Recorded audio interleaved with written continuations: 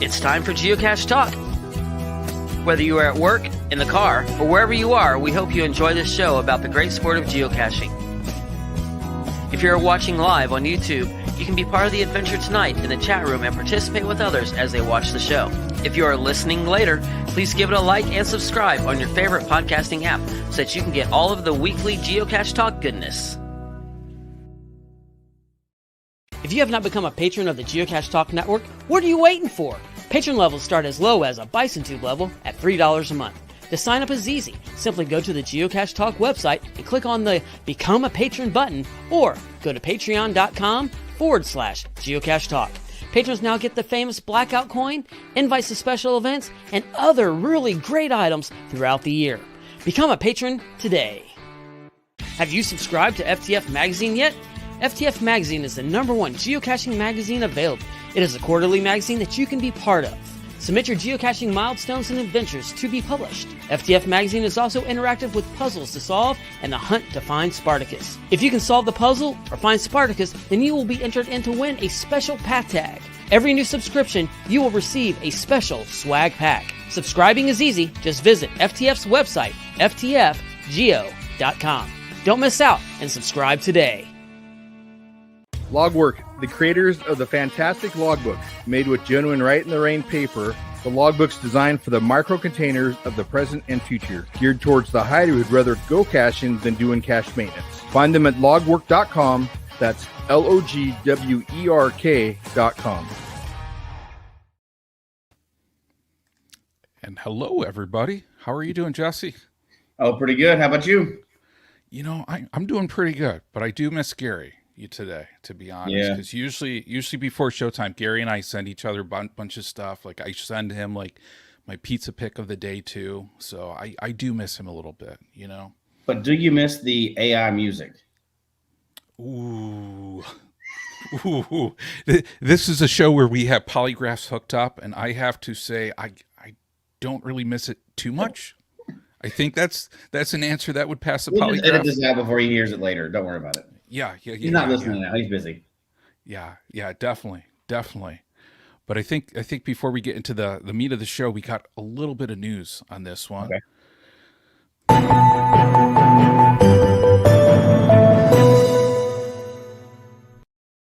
Okay, and let's talk Cosmic Quest for a while. Cosmic Quest, are you all in on Cosmic Quest, Jesse?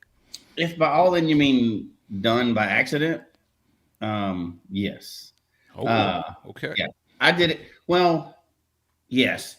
We've talked about it before, and you know, I'm not anti these programs. I like them. I love the way they do them. But my style of geocaching generally means I almost always end up getting them all without really tracking it, which I have no problem with. Right? I don't want them to be impossible for people to do, because I think the souvenirs are really to get the lighter end scale geocachers to do a little more. Yeah. I don't think they're ever going to touch, high end, really experienced geocachers.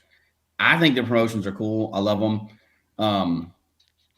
Other than this show, I don't really check on them, right? Because they kind of just show up. So I got those first 3 levels. Now the one that was the hidden one, yeah. I think that's my favorite one out of all of them. Where they're like, hey, cool. Go check this out. That was fun for me because it's kind of like a puzzle. But the other ones I caught just kind of by accident, by going out and geocaching, right? Like did a Saturday day of geocaching, and you kind of get them all.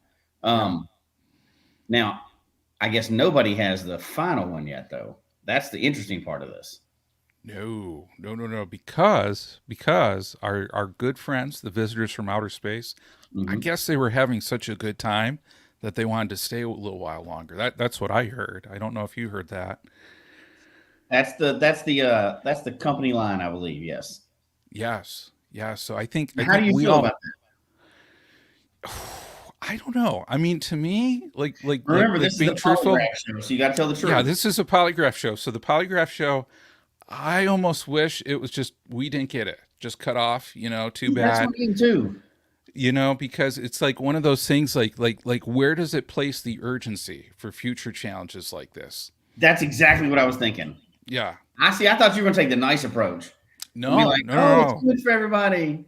No, sometimes you have to struggle. They shouldn't be all just handed to us. I think absolutely. I hope that souvenir stays up there and everybody's like, man, I wish you'd have gotten that souvenir. Well, you should have gone out and cashed. How about that? Yeah, Direwolf, he agrees. He goes, I think they should have stuck to the original deadline. And hey, if we fail, we fail. Agreed, 120%. I'm okay with them giving one extension, but don't keep doing it. Yeah. So they've got to do it forever, right? Like, oh, try again. Yeah. No. We don't need a 13th place trophy. We need to either earn it or lose it. Yeah. See, here, Brad even agrees on this one as well too. And yeah, of course, the question I've been waiting to ask you this whole week, Jesse, because I know this whole thing for Cosmic Quest is predicated on fuel units, which we're abbreviating as FUs. Are you ready to give more FUs to push this over the top? Who do you think got in trouble for that? I did not see that coming, and now all social media is, I'm working on my FUs to geocaching. That somebody did not see that coming. They don't have that edgy sense of humor. So when people started doing that, they were like, dang it, Fred. Fred was in charge of this one and he messed this one up. Like, he's no longer a lackey. Hopefully he didn't get fired over it. Hopefully there's not actually a Fred that thinks we're talking about him. But, nobody guessed FU was going to be what you got out of this promotion. But that's all I've seen on social media. I know. It's all over there, and it's just, my bet is there's somebody on there, and oh man, okay, Direwolf. Oh, I didn't pre-read this comment. I get 100 FUs every day at work. Do they count? I don't think so. I don't think that's the positive energy that is fueling our visitors' vehicles on this one. Yeah, no, that's kind of a unfortunate. There's a name for that. I can't think of it, but like, when they come out with a promotion and people immediately jump on the funny part of it, it is not the intended goal.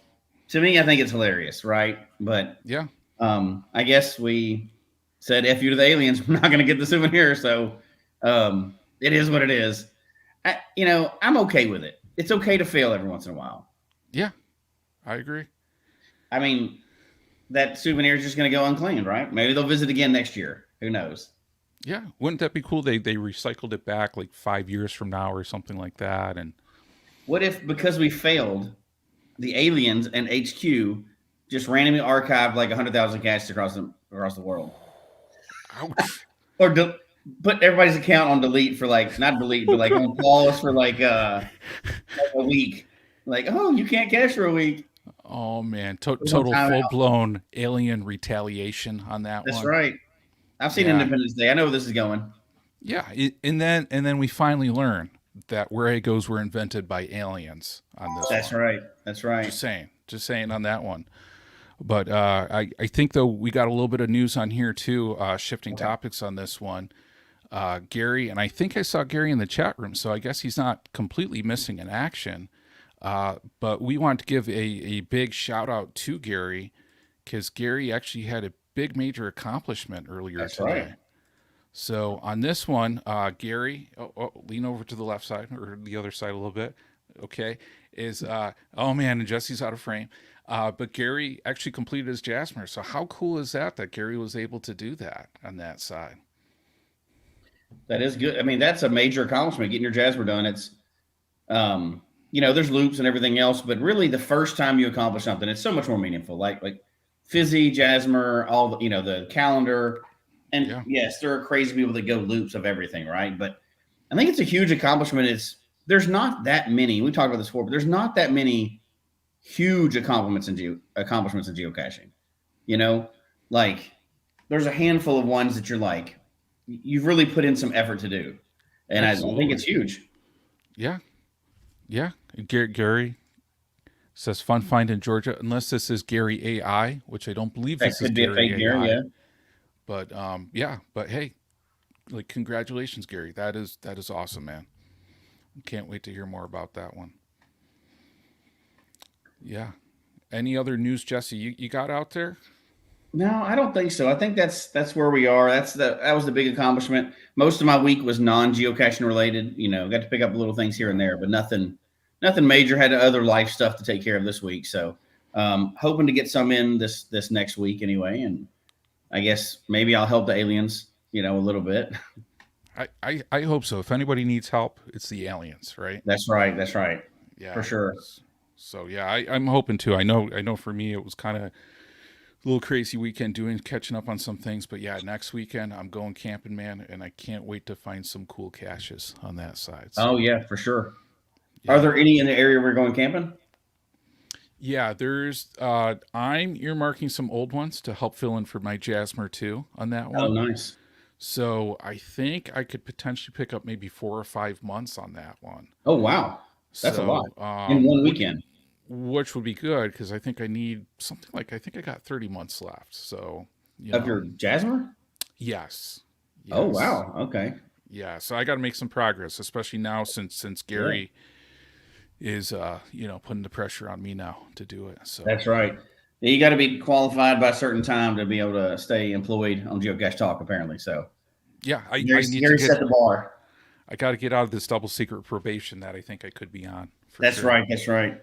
I will keep my Jasper stories for another show for right now. But yeah, we all know them behind the scenes. We'll talk about that some other day. Yeah, sounds good. So do you want to talk about, Jesse, what we're doing tonight?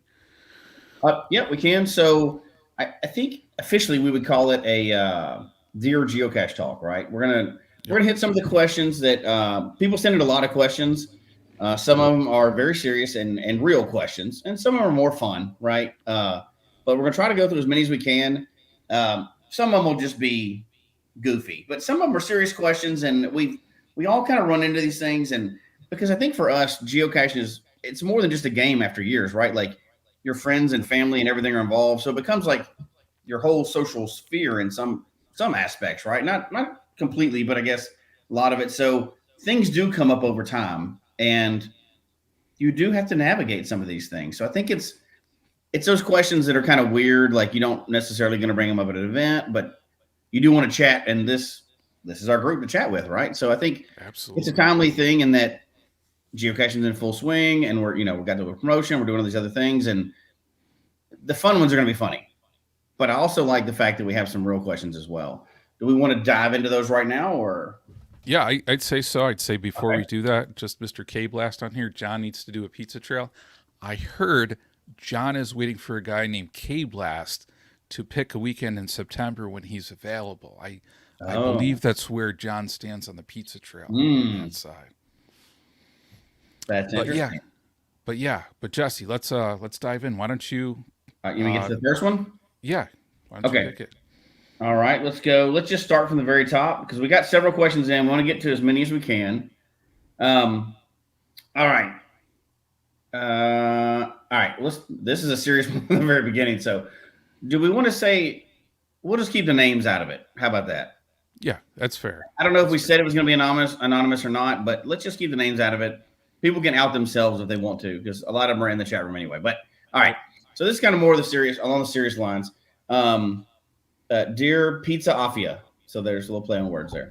I have a friend who always insists they drive whenever our crew goes out on a geocaching road trip.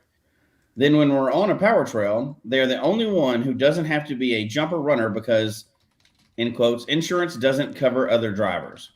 How do we nicely refuse their offer to drive? There's a lot to unpack in that question, right? Yes. So do you want to jump on it first? Yeah, so I think the first one we're going to take off the table is slashing their friends' tires. We're going to take that off the table on that one. Do you agree? I haven't taken that off the table yet. Okay. We'll go deeper first. We decided to take that off the table because there's always a response, Yeah, but I think what he's getting at on here is when we all go caching in a group, caching's a team activity, right? Yeah. And on here, on this side, it's like when you have somebody that's maybe not contributing on here, how do you tackle that, within your group? How do you do that?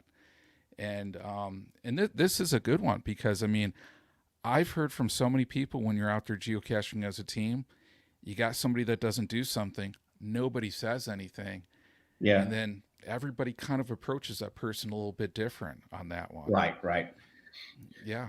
Well, there's a lot to unpack, right? So let's take a step back for a minute. If he insists on driving, he or she insists on driving, if you don't want him to drive for many reasons, you can say, let's take turns, right? Let's take turns driving. Now, having said that, if there's a reason this person's not driving, and I'll get what you feel on this one, I'm kind of just going to offshoot of this, but let's say that person is not good at the jump and run part, like for some physical reason, right? And their part of contributing to the team is driving, and you're okay with that. Like that's part of the agreement, right? Like one person's going to jump and run, one person's going to navigate, one person's going to drive. And the reason why they're driving is they're not good at the other part of it. Not that they just don't want to do it. I would be okay with that if you're going into it with that, knowing that, right? Like that's what they're bringing to the team and everybody agrees on it. What about, would you be okay with something like that? Does that count for you if somebody's just driving and let's say they have a physical element or whatever reason? Yeah. I mean, to me, 100%. I mean, if somebody has something physical that they can't do that jump out, activity, like let's suppose somebody hypothetically either breaks a foot or breaks their knee, and their way of going out is, being a driver, and somebody else, agrees with doing the jump out. I mean, to me, that's 100% fine. Yeah. Yeah, I know some people will call foul at that, right? Saying, well, they didn't get out and find the container and sign it, then they didn't find the cache. My answer to that is shut up. But like, play how you want to play, right? I'm not even getting into that part because we talked about that many times. Absolutely. However, I don't think that's our situation here. The situation here is they didn't agree upon these terms of the team, and they're unhappy with it. And I think you just have to just be honest about it, right? Like, you know what, man, we're going to take turns. If they're not happy with that, I mean, you can do it diplomatically, of course, but if they're not happy with that, then find another team arrangement. I know you're friends or whatever, but they're going to have to understand that you're unhappy with it. If multiple people on the team are unhappy with it, it's not intervention time, but maybe it's time that you talk about before you go out the roles of everybody and agree on them. When I go out with my geocaching groups, because they change, right? We agree upon our roles that day. Now, like when it was now in Colorado, it'd be more formal in the fact that we had people that Colorado's different, like in the mountains, right? You have security, you have people that have guns with you. You have people that have medical training. There's some serious roles that you play, not just jumping and running on a power trail, but you had people that are watching for certain things, timekeeper, basically, stuff like that. You have people that are playing real roles like that. But it doesn't always have to be life or death time.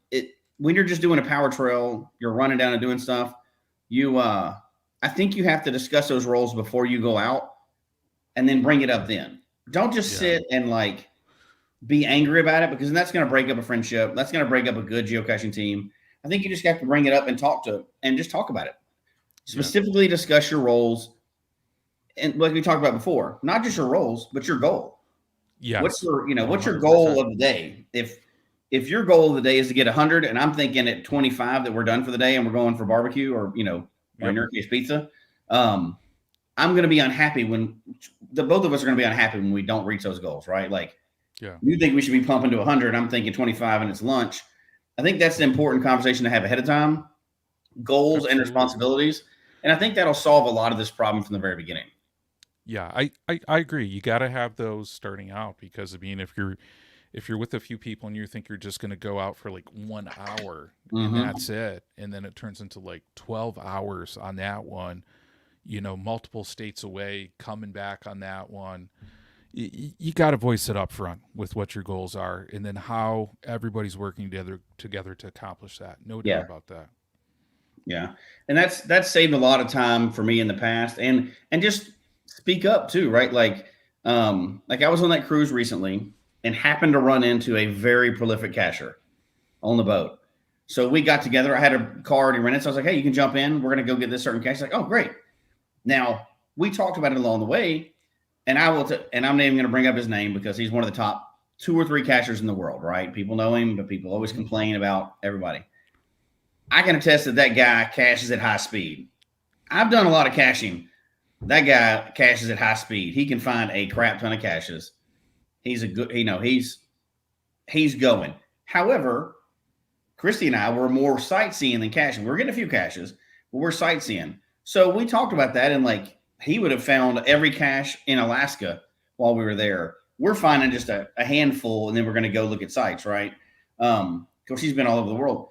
But we talked about that, and I said, okay, this is where we're going to split ways. And he went off caching, and we went and did our sightseeing after that. But I'm not just going to sit there and make Christy unhappy or me unhappy and just go along with somebody else's idea of the goal for the day. That's their goal. That's not my goal, right? So we split. We go do our own things, and we were chatting about it later, and he found a bunch of caches, and I was like, yeah, we found all the places we want to find too. It was great. But you have to kind of stand up so that everybody is happy. Otherwise, nobody's going to be happy, and you're going to ruin a good caching day doing that, or caching days doing that. Yeah. In a few comments from the chat room on this one. You know, some people like Direwolf, he says he's never done group caching. All his power trails were done solo. If, you know, that could be somebody's style where they just want to go solo. They don't want to go in those groups, and that makes sense. Yeah. And, you know, on here, you know, as well too, Bell on the Move, the man's a genius. What can I say? Whoever buys the pizza makes the rules. I appreciate that one. There you go. You know? I like that. Yeah. Now, and by group caching, we don't just mean power trails, right? Just group caching for a day of caching same thing would apply. Yeah. All right. Anything else on that one? I think that's one of the, that's a pretty good one. I think we've answered that. I know one of the questions I want to ask on here too, I thought it was a great question. What is a recent favorite caching brought me here place? So you discovered a place through geocaching that you never knew about before. I've got one from a couple weekends ago. So I could talk about this for well over an hour. Easy, right? I mean, geocaching, because the way we geocache as we travel a lot. So our travel and geocaching are intertwined. So we find most places by geocaching, right? But I think it's the little unexpected places that is a better answer to this question. 2 weekends ago, my youngest daughter and I went out geocaching for a day. She's like, hey, let's go out. And we went out for a whole day. And so we'll go out, and we have kind of a location in mind, some caches in mind, but we'll go out and we both listen to audiobooks. So we'll throw on an audiobook, and we cached for like 8 hours that day. Now it wasn't hardcore caching, but it was just caching, right? Yep. And we left from here, and we ended up in Georgia, and it was about lunchtime, and we found, just by accident, by caching, there was a cache in the parking lot right down the street. We found the best crab place we've had in a long time, and we live in Florida. Nice. And this random place in Georgia had a very generous, and it was a cool atmosphere. The wait staff was really nice. It was just a cool restaurant, and they loaded us up with crab, like more than you normally get for a much cheaper price. And alligator, he had alligator too. So we had alligator tail as well. I'd never even heard of this restaurant. Nobody's ever recommended this restaurant. And it's only like, I'd say maybe 3 or 4 hours from here. So we ended up, it was kind of like halfway through our 8-hour day. We're going back already. We've already talked about going back, and it's next state over. But we only found it because we were geocaching. I don't know any reason we'd be where we were, this town I'd never even heard of before, because it was just like 2 weeks ago. And now I have a new cool place to go to, right? So absolutely would have never found that except for geocaching. That is awesome. That is awesome. I got to say, for me, my favorite one, in not all that recent, but it's funny, for living in Western New York, you know, waterfalls, everybody knows Niagara Falls on that side. I actually, and I have to admit this, I never knew about Eternal Flame Falls until geocaching on that one. So just to think, I didn't either. This like amazing place, probably the only one like it in the whole world. And if it wasn't for geocaching, I would have had no clue whatsoever, you know, onto that one. So, you know, that's one that is just like, I'm so thankful on that one. And Happy Hodag asked an important question: was there pizza nearby? The correct answer is, you know, they might have had Gator pizza. I don't know. Gator, but, you know, I've never had Gator pizza. I've had Gator, but never. Oh, look at that on that one. So that would be a first. But yeah, there was pizza nearby, so I'm very thankful for that one too.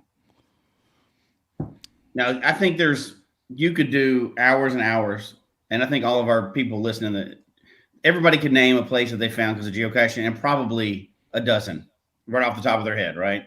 Yeah. Geocaching just takes you to those cool places. Depending on how you cache, right?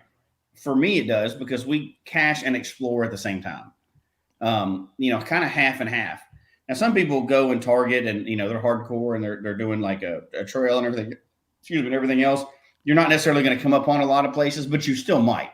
But kind of with the caching and exploring, you can really come up with some cool stuff. Yeah, absolutely. I think one of the questions I think I really appreciate on here too, and I'm going to kind of skip around on here, but somebody said, Yeah, I'm new to geocaching and excited about the hobby. yeah. After finding around 100 caches and hiding a few of my own, I've started receiving messages from people in the community. At first, I thought they were welcoming me, but now it seems like they're trying to pull me into long-standing community divisions. I just want to enjoy the hobby without getting involved in any drama. However, I'm interested in participating in more events and activities. How do I navigate this situation without getting caught up in cliques? So I can tell you a story and kind of how I would think about this. Early on in my geocaching, I had this exact same thing happen to me. So I was in an area, and I know everybody might say this about their own area, but Colorado was the best area to be a geocacher ever. And it's not even for the mountains and the beautiful scenery or anything like that, which seems obvious, and high difficulty caches and high terrain cache and everything else. It's because of the people there. And we were in northern Colorado, and so northern Colorado, Denver, Colorado Springs, right? If you're going down, 3 different areas. There was a great northern Colorado and Denver, most of the state, awesome geocachers, whatever else. And I still say this today. It's some of the best people I've ever met in geocaching in Colorado. It's like a family, right? Like everybody's super tight. Everybody's happy.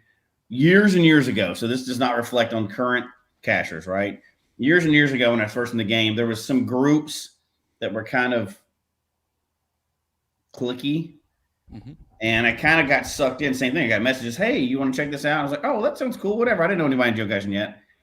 Luckily, somebody else was like, dude, there's not a good reputation with that there. Maybe you want to look a little deeper before you start getting sucked into some stuff. So I had somebody that stepped in and helped me and kind of said, and that person that stepped in, I'm still friends with him today. And I won't mention him, but he's one of our patrons. He's from Colorado. Awesome guy, right?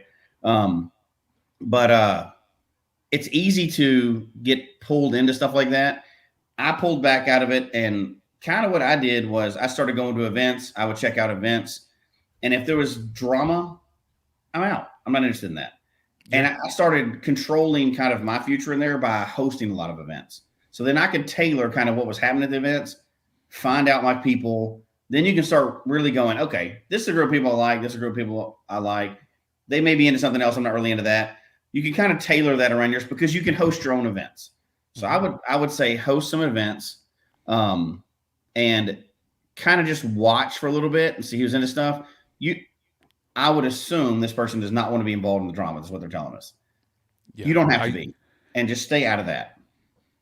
Yeah, and I think that's what they're saying. And I think it's interesting because geocaching, and I mean, we say this a lot, is people geocache the way they want to geocache. Mm-hmm. So don't let somebody's expectations set a bar for you that you don't want to do, because sometimes that drama is people project those expectations on others. Yeah. And, it may be maybe this only person hides a certain way, this person caches a certain way.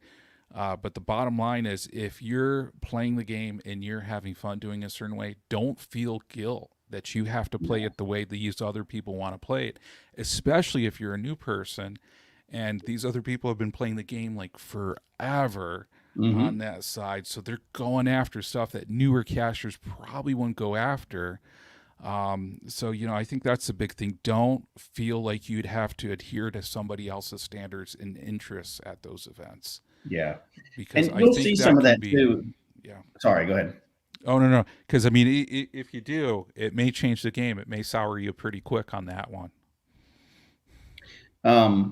There were some senior cachers that I say, you know what I mean? They've been in the game for a long time, right?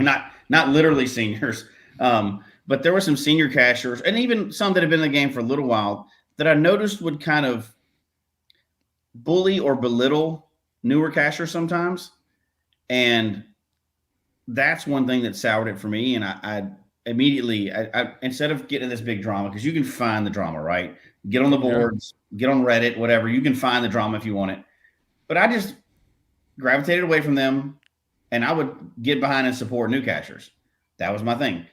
And there's so many good people in geocaching. You can easily avoid the drama crap and still find tons and tons of people that are fun to hang out with and everything else.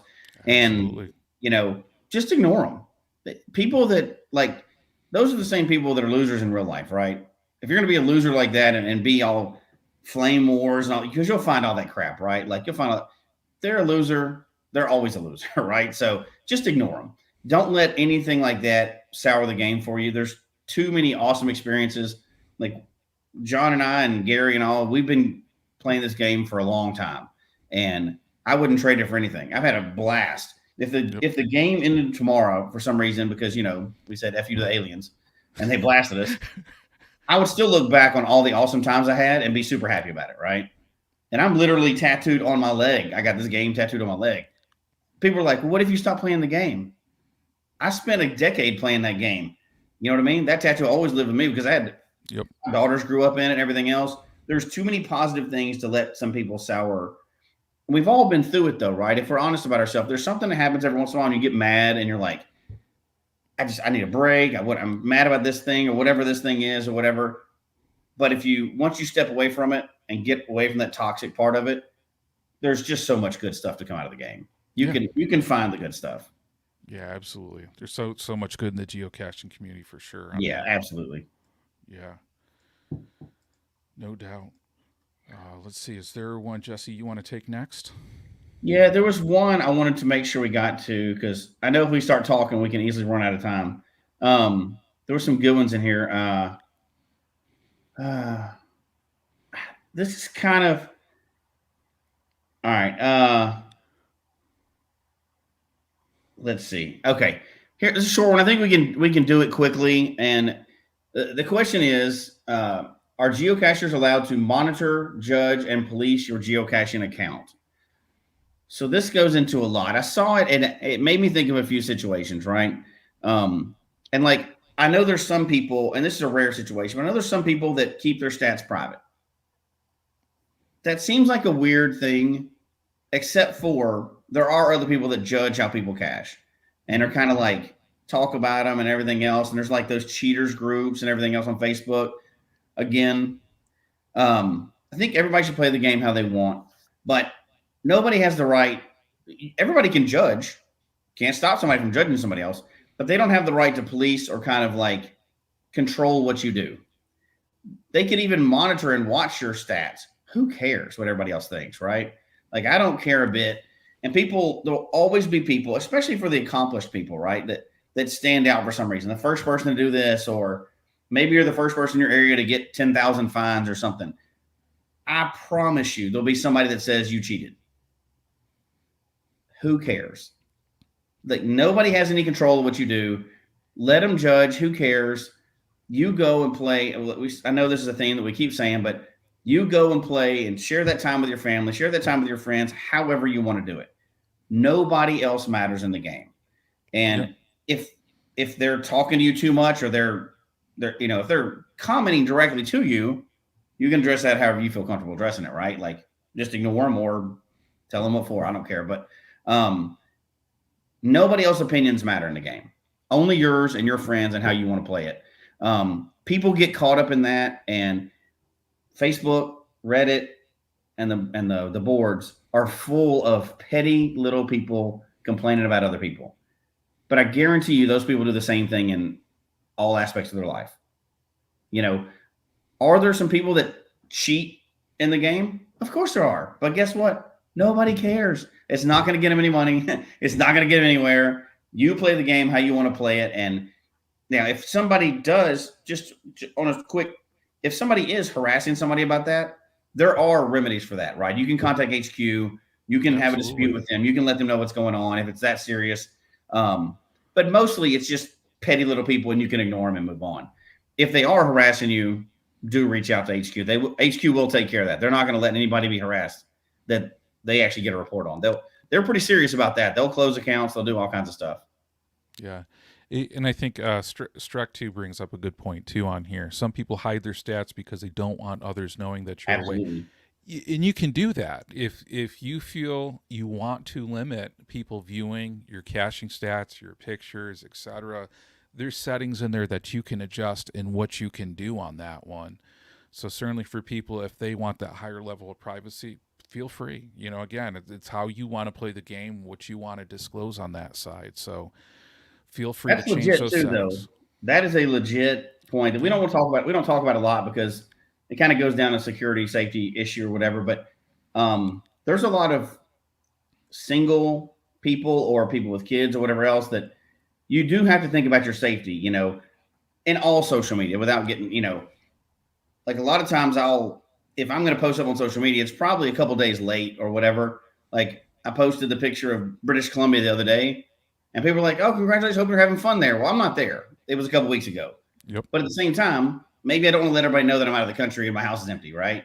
Or somebody's home alone without me to take care of the house. So that's a very smart thing. And I think people do need to think about that. Like there's a lot of people in social media, a lot of people that have access to geocaching do think about the safety and security part of it. That's not one of the questions, but that is something to think about as well. Just you do what you're comfortable with. Yeah. Don't let anybody tell you otherwise. If you're, want to play it a certain way, want to keep privacy settings a certain way, do it the way that you'd like to do it for sure. Yeah. All right. So one of the most hard hitting topics though is what is the best pizza topping? Oh man. I mean, because obviously that's the important one, right? Okay. So this one, and I will try not to spend the next half hour on this one for sure. But on this one, we have a special graphic that we want to show. Yeah. Because now we're entering into a pizza talk question on this side. This is non-sanctioned. If I tried to do this when Gary was here, he would totally boot me out. But if anybody wants to support Pizza Talk, please put Pizza Talk out there. I think it's important, as we were just saying, to hear these different perspectives and to play the game how we want. So if it is primarily pizza-oriented, that is an approach people can take. So sausage. So okay. So cheese, yeah. Well, so a lot of people, you can't beat cheese. Cheese is like that classic baseline. It's like, does that count as a topping though? It is because you can get a pizza without cheese. You can just get like a sauce pizza, like a tomato pie, So, I mean, you can do that on that one, though. It will never top LPC Talk. I don't know, Direwolf. I think if it's more than once every like 7 years, I think maybe it could. But hey, it's still an ongoing active show. Yeah, that is true.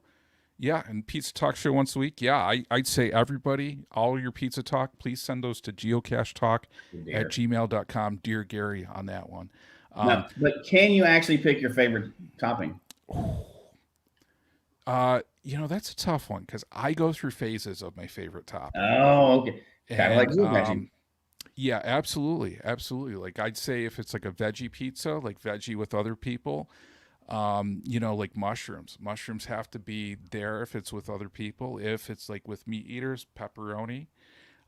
If it's with people who are more adventurous, definitely pineapple or pickle. I know that's controversial, but I do have to say I do enjoy a good pineapple pizza on that one too. And Houston, Texas, Dave, I like your idea on that one. I think that is a genius idea, sir. I think we could do that. What's the wildest thing you've ever had on a pizza? Have you ever had any like exotic toppings? That's a good question. Like ostrich or never had ostrich. I've never tried ostrich. I've tried sardines before. Not a lot of places put sardines on pizza on that one. But yeah, mushrooms are not a veggie. Okay, touche, K-Blast. You need to follow that up by scheduling a time to do the pizza trail. Just saying. Shrimp and onions. Yeah. Seafood on pizza. Very good on that one. I don't know that I've ever had shrimp on a pizza before. Oh, man. You should. A good seafood pizza. I know the one pizza I do want to try is the crab rangoon pizza. Tom Brotherman, Electric Water Boy, was mentioning. I mean, I would try it. Yeah. It just looks incredible on that one, No doubt on that one. Oh, Tony. Oh, man. Yeah, TKD Scouter, sausage and maple syrup. Now you're talking on that one. That's like a good breakfast pizza on that one. So, I do like a breakfast pizza. I've had breakfast pizza before, but. Yeah, but breakfast pizza, you can get creative. You can do like sausage on there, bacon, like maple syrup, a lot of things. Ooh, chicken pot pie pizza. And I just got to say, chat room, you guys are the most active during this pizza talk segment on this one. So I'm definitely appreciating this one for sure on this one. But yeah, blue cheese rocket and pear is about as weird as I've got. I've had one like that with pear on there, arugula too, and that's really good on that side. Ooh, and Judy Vaughn, baked potato pizza. That now y'all are just getting crazy. Yeah. Man, you guys are making me hungry. I'm going to have to, I feel like I started to salivate a lot more when some of these comments were coming. So don't mind me. Don't mind me on that one. That's funny. All right. Yeah. This next question is about you still too. You ready? Okay. Yeah. How do you group cache with geocaching buddies who have slowed down a lot more than you have? In particular, at an event you travel to where goals won't be achieved if you cache together. Okay. It wasn't technically about you, but it could apply to all of us at times, right? Yeah, absolutely. With all broken things. I want to touch on that one because I want to get to the next one because that one we've really kind of already answered. I think the answer to that is, one, you either have to be okay with doing as much as that person can physically do, or two, discussing your goals ahead of time, right? If you discuss your goals and your objectives ahead of time and your responsibilities, then that's going to solve that problem, right? Either that or just run to the car and shut the door because they can't catch you and just leave. Oh, that will handle it too. That is one way. That is one way. I will give you that as one. I'm not going to recommend that way, but Oh God.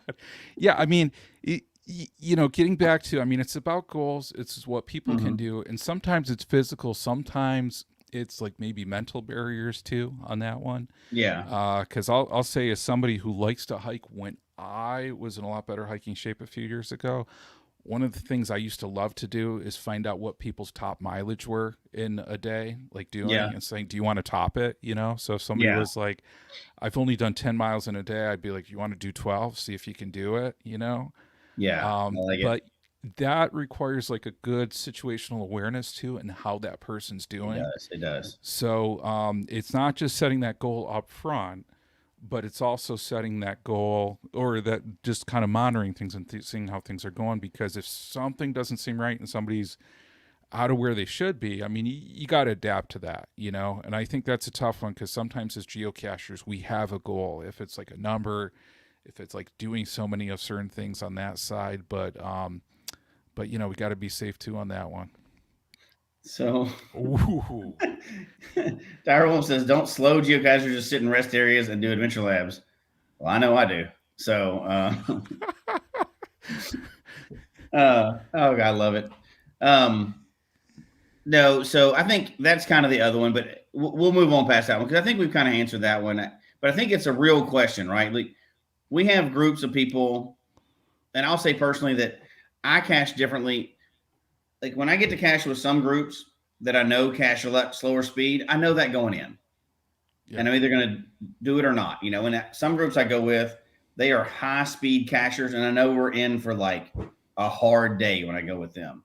But you got to kind of pick it, what's more important, the goal that day or hanging out with the cachers that day. And it's not always going to be the same answer, right? Some days you have to go, if you got a goal and that's what you're going out for, some people are not going to be able to cut it. And that's all it is to it. You may be that person one day. So, but I think you just have to make that decision ahead of time and have that chat, right? Yeah, absolutely. And figure out, because, if it is somebody who can't meet a goal, like we were talking about earlier, barbecue or pizza, like going out to eat, is it one of those things like you're going out and then you're catching up with your friends later, doing something on that side? Is it, you're sharing those experiences, sharing the stories? So, certainly if you have somebody who maybe can't do something because of something else, still including them and making them feel part of the community is a cool thing. So the next one is actually an interesting situation too. It says, Dear Memfis Mafia and the Pizza Ninja, what do I do about local cachers that only go for FTFs? They don't go for any other caches in the area, just the FTFs. I know it shouldn't bother me, but it does. Please help. Signed, Missing an FTF. So I read this like 3 different ways when I was going through the questions, right? One, is he concerned, or are they concerned because they can't get the FTFs? So it's like a hard FTF race. 2, is it because he or they are putting out caches and once an FTF's in, nobody cares about it after that. Or 3, it's just annoying, right? So there's probably more ways you can look at it too. But I have an idea, but I'm going to defer to you on this one because I have a different idea. But I'll let you go first. So it's interesting. I took a look at this multiple ways too, and one of the ways I looked at this too is like in the area where I live, we have some newer cachers hiding caches, which is awesome, which is like incredible. Sometimes we know though, for cachers who have been in the game for a while, you see a new cache, maybe the FTF is something you want to go for, but maybe also at the same point, like we had International Geocaching Day, maybe we're saving some local caches. Maybe it's for, getting up to a certain number of calendar days. Maybe it's for some special souvenirs coming out. Yeah. I know I had one where I want to say the guy hit it maybe a couple months ago. And I made sure in my log on that one, I said, thank you so much for doing this. This is very cool. I was saving this one for a special day.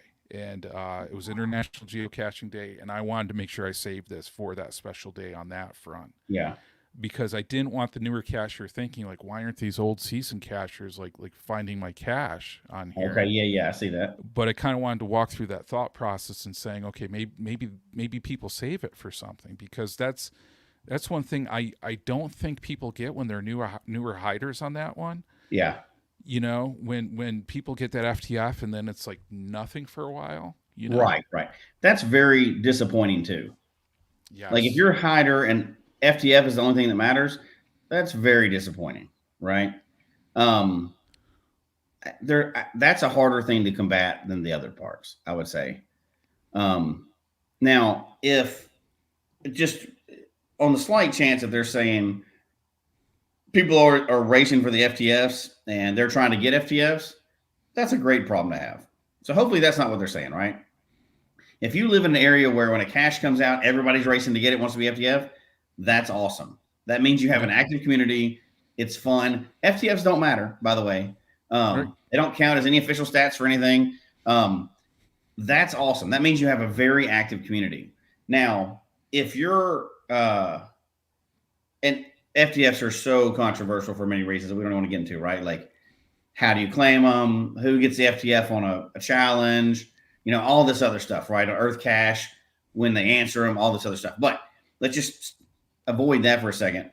Now, if it's one of those things where people are catty about FTFs, and there's another question that came up too, and people are putting out, there's a lot of weird things that can be done around FTFs, right? Like puppet accounts, and people are claiming FTFs before it even gets published, all this weird stuff. If that's kind of the thing you're facing, there's tons of ways to blow those people up. Yep. One, host an event with 30 people there, have a cache come out, and 30 people get co-FTFs. That'll drive them crazy. FTF every event you go to. That'll drive them more crazy. Because guess what? None of these things matter.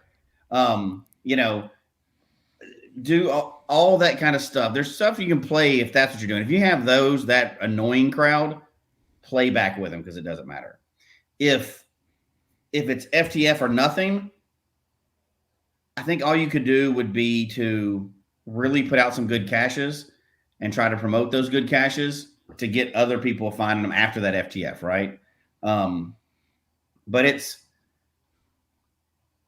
I don't know. FTFs is one of those things that annoys me some. I don't ever really care about the stats. I don't know how many FTFs I've gotten. Every once in a while, something will come out and I'm like, oh, that's fun. I'll go fly out the door for it. But it's not something I think that takes up a big part of my brain in the game. And I think hopefully they're not facing the FTF or nothing, because I know there's some people like that out there. That's their way to play the game. But you hope you don't have a clump of those, because that's really bad for the health of the game if nobody's finding it if it's not first, right? Yeah, absolutely. What would you do? Would you archive your cache after 10 days, that one? Just make a better cache. Yeah, in BFMC brings up a good point. Classic example why FTFs aren't an official part of the game. Yeah. So much room for disagreement. Absolutely. Don't put an FTF prize in it. Put a second to find prize in it. Don't put a prize in it until after somebody's already found it, right? Do other things. Do other things to keep your cache going. Make it a series of caches that has to be. There's a bonus cache at the end. Do something creative to make that cache interesting after day one. I hope they're not facing that part of the thing, but if they are, you're going to have to get creative with your caches or go out in groups so the FTF is taken. You know what I mean? So that it's find other ways to do it. And host events. Find out what's going on in your area. Host events so it takes away that FTF thing and see what's going on. Yeah, I like that. It's interesting all the different approaches Direwolf says. I usually wait about 2 days when a new one pops up in his area so that other people can get the FTF. But after 2 days, all bets are off. That's cool. That's a cool way to do it. Yeah, I like that. In Jim, find your FTF niche to get around the local FTF hound. He goes for night-friendly FTFs that are published late in the evening or in the middle of the night. And that's true. You could actually ask somebody to say, hey, can you publish this at 11:59 p.m. Here as well, too. Absolutely. Yeah. Or have two published on opposite ends of the town at the same time. Oh, yeah. Can't get them both, right? And tell people ahead of time, I'm publishing 3 caches Saturday. They'll all be posted at 8 a.m. According to the reviewer who's going to publish them, they'll be in 3 different parts of the town. You can't get the FTF on all 3 of them. The reviewers will work with you too. Don't tell them it's because of an FTF race, but hey, can you publish these? Give them advance notice. Reviewers generally will do that if they can and they have the time to do it. They'll publish them on a schedule if you request it, far ahead of time. Yeah. So there's ways to get around all that. And I got to do a confession on here. One time I hit geocaches on a trail. I asked the reviewer to publish them on different days and at different times. So all, I can't remember, we'll say it was 6. All 6 would not go live at the same time to then spread out the love on that one a little bit more. I think that's perfectly okay. Yeah. Let's see. I want to get to the ones. We have some funny ones in here, of course, but what type of pizza would go best with crab legs? Oh, man, crab rangoon pizza. Crab rangoon pizza, seafood pizza. That does make sense. Yeah, 100% on that one.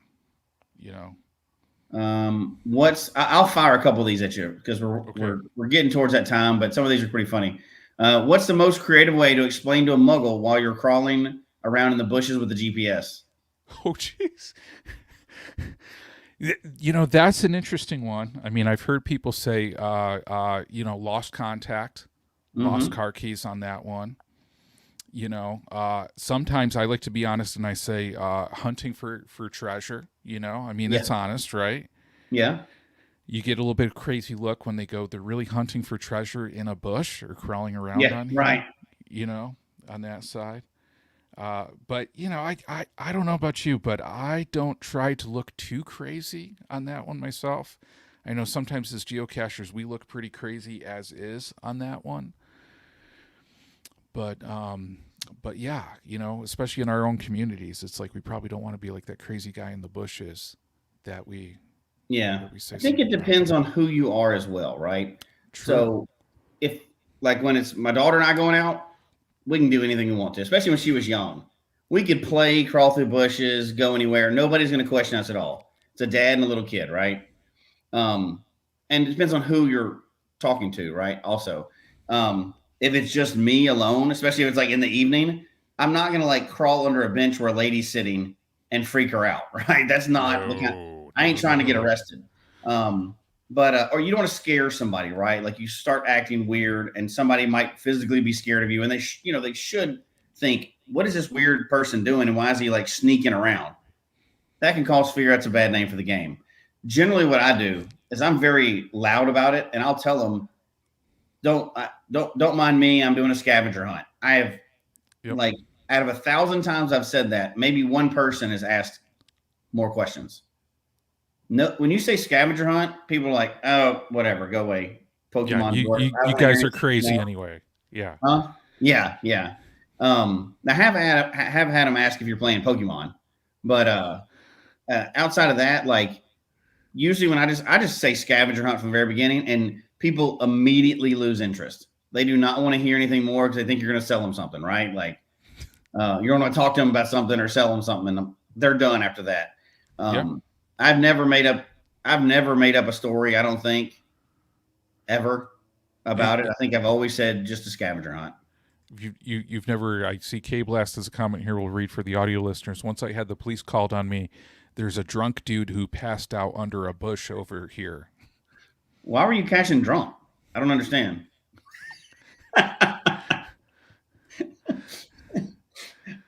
But you can get weird calls on you, right? And you got to think about, you're doing something innocent, but other people don't, right? And you got to be respectful about other people that are in the area, right? You don't want to scare somebody or a little kid, because that may look like a person to sit on the bench, but they may be there with their kid, and their kid may have just gone and played somewhere, and now they can't see them, and all they can see is you doing something creepy. You don't want to be that person. No, we want to be good ambassadors for the game. I mean, the best thing, we're out doing something, somebody talks to us and says, that's cool, I want to do that, Yeah. Now, if people are interested, I've talked to people about geocaching before when they've kind of asked, like if it's me and my daughter and we're doing something, they've asked about geocaching or whatever, or I have a geocaching shirt on, which I do a lot when I go geocaching. Yes. That really saves you a lot of time. Just put on a geocaching shirt. People will see it. They'll either know what you're doing or not. They may ask a question, they may not, but then you got an opening, right? But sort of that, don't come up with some weird excuse. That just, you look suspicious because you are suspicious at that point, because you're lying. Yeah. But I mean, there's several things you can do. That's what just be honest.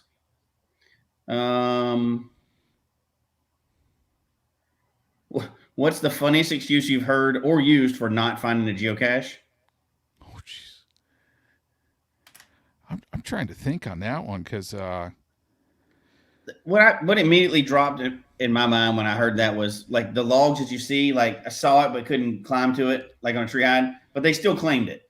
Like it's thanks for the cache, saw the cache, or didn't have a pin, thanks anyway, or like saw it but couldn't get to it, thanks for the find. Well, that's not how that works, but that's not really an excuse. I guess it's kind of an excuse, but you see those and you're like, okay, but it's pretty common, I guess.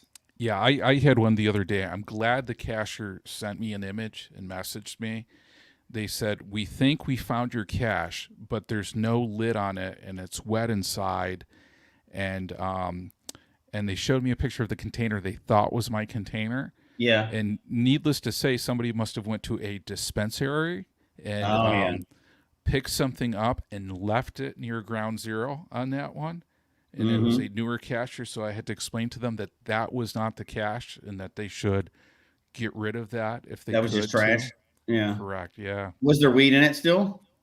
No, it was just like all watery, disgusting, and just not good on that one. But I mean that's one of those things. I mean, it's just that's tough because if that happens again near ground zero, something like that, it's like I will probably archive the cache I hit, to be honest, because I don't want people going to an area like that. I have found a full sack of weed in a geocache before. I was like, yeah, we're not doing that. Yeah. I did carry it out and throw it into the trash can because I didn't want a kid coming up on it, but I was kind of nervous. I was like, I don't want to be walking around with a bag of weed. Go to jail. Hey, what are you doing? Uh-oh. The park ranger finds me. I swear found it in a geocache. I found it in the woods. Yeah. Sounds like somebody would say that. Yeah. Yeah. I mean, you've seen the memes and stuff, but it does make sense that geocaching could be a good way to like hide or move drugs around or any illicit activities, because you can just, people are used to hiding them and moving them, and you'd have a great excuse, right? The cops ever found you, be like, dude, it's geocaching. The bomb scare thing, that game. The bomb scare thing. Yeah, let's not do anything like that to put our game in a sort of negative light. Yeah. If they found the container but not the log, do you delete their log entry? Ooh. That's a hard one. I don't know that I've had that on I don't know that I've had that exact situation on one of my caches. Because I'd probably feel some kind of responsibility for that. Like if I have a container out there but the log's missing, I should have done maintenance. Not that you can tell every time somebody steals something, right? But I haven't deleted that. I know there's other situations where people said something about not finding, or, whatever it was that I've had to delete logs. Most of the logs I've ever had to delete, and I don't do them without a conversation. I usually email the people first, are some of my more, which I try to make those premium later on. I didn't think about that at first. It's almost everybody premium, but I have like a challenge out there, and I had a challenge. It was a pretty difficult challenge, like a 5 difficulty challenge out there that was about finding 5.5s and different terrains and types and everything else. And I've had like people, like new users, find it not understanding what challenges were. So obviously I had to delete those logs. They'd found like, and I feel bad, but I emailed them. And I've had a couple on earth caches. Like I've had the few earth caches where I had to delete where people were brand new caches and they were like, yeah, I was there. They don't quite understand what it is. And they don't really have enough information to even like pull it out of them to get it right. But I'll delete it if I have to. Like if I know somebody didn't find a cache and they're clearly open about it, I'll delete it. But I haven't had those as much. I think I would probably email them and talk. I'd have a conversation first. Mm-hmm. Yeah, I agree. I've deleted logs. I try my best to have a conversation with people, but I mean, if they don't get back, after some messages, I will delete it. Especially, like Bell on the Move. Another good example on this one. I found the cool bird house. It looks tricky to open. Thanks for the find on that one. Yeah. Now something like that, I would, if it was that obvious that they didn't do it. Again, having said that, I would still probably email them and go, did you understand what you're supposed to do here? This is a gadget cache container, that kind of deal. Unless I have had a situation where a guy claimed an earth cache of mine that I know he didn't get because he claimed like every earth cache in Rocky Mountain National Park in one day. Some of which you can't even get to because it was during the wintertime and it's unpassable. There's no way to physically get to some of these locations during certain times of the year. So that one, it wasn't even a conversation. That I talked to other people that own the caches, and there's part of a geo tour, and we're like, no, bye, dude. Yeah. And he never sent an answers either, right? Like he claimed them like all over the place at one time. So there's no stupid things, but you got to do what you got to do. That's the dirty part of it. Sometimes that's the not nice part about it. But I generally will still make contact first, unless it's something stupid. I have had a few of those logs that you can tell by the app, and there's no information on it. It'll just be like gobbledygook stuff, but I haven't had that too many times. Luckily I haven't had that too many times. Well, that's good. Yeah. Neither have I. So I've looked on that one. Let's see. Any of the other ones you want to just make sure we hit? Cause I know we're over an hour or whatever so far, but I just want to say, I appreciate all the good questions people submitted. There's a lot of them on there that we didn't even get to yet.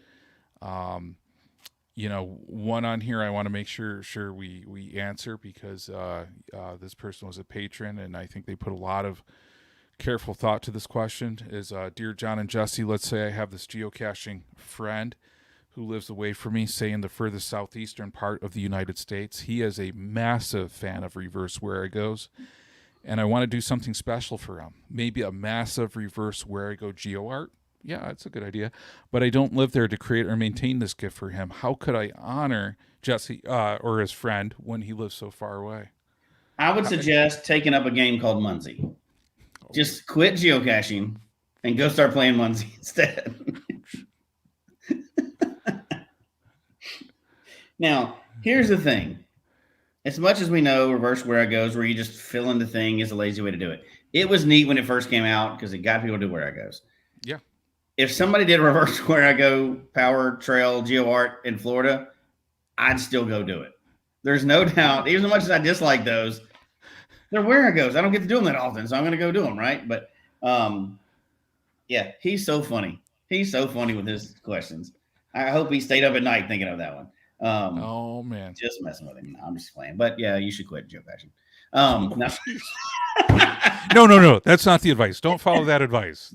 That was bad advice. No, maybe don't follow that part. Yeah. Oh gosh. No, there was. I want to get back to some of the other ones later. We can't get into all of night because there are some funny ones about weirdest things you found in the cache and cool swag and stuff like that.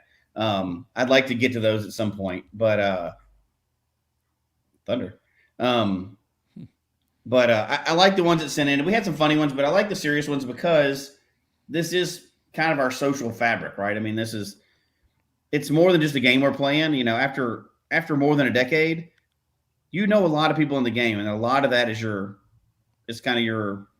that's your family. I mean, you know, in a kind of almost a real sense of the word, it's kind of your family, and you want to treat those interactions in the game with some care because you don't just, you know, burn all your people. Yeah. Yeah. And I'd say on this one, I guess we'll get to closing thoughts on this one. So, on this one, if people, like this show, asking about geocaching advice, let us know. Send something to geocachetalk@gmail.com. If you have ideas for different shows or different thoughts or different questions out there, please let us know because I know I can say some of the questions I was looking at here. I was like, I don't think we've heard some of these asked on a podcast. No, yeah, really absolutely. talked about, but they're important topics for people to kind of put out there and see what people think. So I thought that was very cool that people were willing to do that on that front. I agree. And we obviously like to have fun, and we keep this show pretty light and fun most of the time, right? Every once in a while we hit serious topics, and very few times in the year we do get into some serious things, but I think those are just as important. And I appreciate people sending those questions in because, there are some serious aspects of the game. And, we want to make sure, like, we touch on a few things throughout the year. And obviously we raise money for St. Jude. That's a serious thing. We're pretty serious about geocaching being open to everybody, despite all their physical abilities and stuff like that. So when somebody sends in a question related to that, we want to take that part seriously. Because we do keep it, because like everybody should get to go geocaching, right? We love that. It's an awesome game. And at the same time, just as equally as important, everybody should be able to play it without fear of somebody else messing with them. Like you should be able to do the game however you want to. We preach that constantly. Play the game however you want. If you don't like it, how somebody else is playing, just shut up. Let them do their thing, just like you get to do your thing. And you will have so much more fun than worrying about what everybody else is doing. I don't care if somebody's cheating. I just don't care. Like, I don't have enough time in my day to worry about somebody else. I want to play the game, have fun. And I appreciate the fact that we have people that are willing to send in real questions. We still did fun stuff, right? But send us some real questions. And I'd like to hit it again in the future because there's not a lot of good places to go for that. If you go to the boards, if you go to, Reddit or Facebook, you can get flamed, right? People can wear you out. They can do all kinds of stuff. And you're just trying to get a serious answer. So every once in a while, I like to goof off a lot on this show, but every once in a while, it's okay if we do something a little more realistic. Yeah, I agree. And Dire Wolf asks a bit important question here. Dear Pizza Mafia, should I thumbs up this show? Absolutely. If you like the show, please thumbs up it on YouTube. We definitely appreciate that. And certainly, please subscribe if you haven't subscribed to YouTube to make sure you get all the notifications on all the shows out there as well, too. Mm-hmm. But I want to thank everybody for joining us tonight on this side. It's been a blast. And yeah, thank you, everybody. And I hope everybody has a wonderful night. Yep, absolutely. Okay. Good night, everybody. Take care, everybody.